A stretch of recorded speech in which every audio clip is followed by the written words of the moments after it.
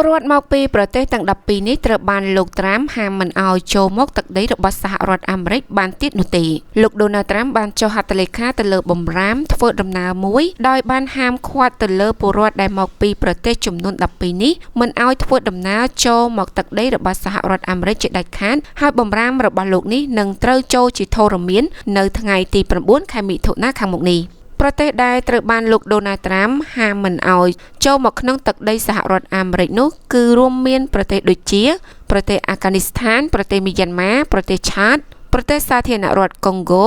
ប្រទេសអេក្វាទ័រហ្គីណេប្រទេសអេរីត្រាប្រទេសហៃទី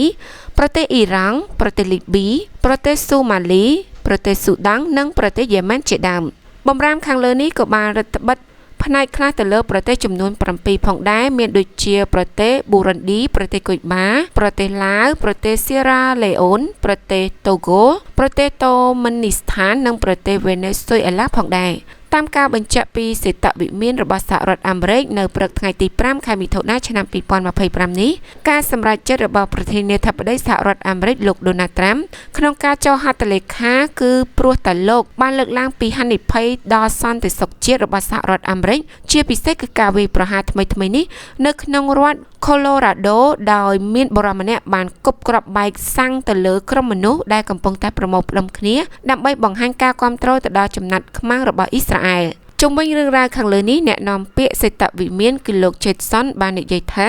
លោកប្រធានាធិបតីដូណាល់ត្រាំកំពុងតែធ្វើតាមការសន្យារបស់លោកដើម្បីការពារជនជាតិអាមេរិកពីតួអង្គបរទេសដល់គ្រោះថ្នាក់ដែលចង់មកទឹកដីរបស់យើងហើយបង្កគ្រោះថ្នាក់នៅក្នុងប្រទេសយើងទៀតយ៉ាងណាមិញនេះមិនមែនជាលើកដំបូងឡើយដែលលោកដូណាល់ត្រាំបានដាក់បំរាមទៅលើប្រជាពលរដ្ឋនិងប្រទេសមួយចំនួនដែលបំរាមមិនឲ្យចូលមកក្នុងទឹកដីរបស់អាមេរិកបានជាក់ស្ដែងការពីអាណត្តិដំបូងរបស់លោកដូណាល់ត្រាំនៅក្នុងឆ្នាំ2017លោកដូណាល់ត្រាំក៏បានហាមឃាត់ប្រទេសមួយចំនួនផងដែរដូចជាប្រទេសមូស្លីមចំនួន7ក្នុងនោះមានដូចជាប្រទេសអ៊ីរ៉ង់ប្រទេសអ៊ីរ៉ាក់ប្រទេសលីប៊ីប្រទេសស៊ូម៉ាលីប្រទេសស៊ូដានប្រទេសស៊ីរីនិងប្រទេសយេម៉ែនក៏ត្រូវបានលោកហាមមិនអោយចូលមកក្នុងទឹកដីរបស់សហរដ្ឋអាមេរិកដែរក្រោយមកបំរាមនេះក៏បានពង្រីកទៅដល់ប្រទេសកូរ៉េខាងជើងប្រទេសឆាតនិងប្រទេសវេណេស៊ុយអេឡាថែមទៀត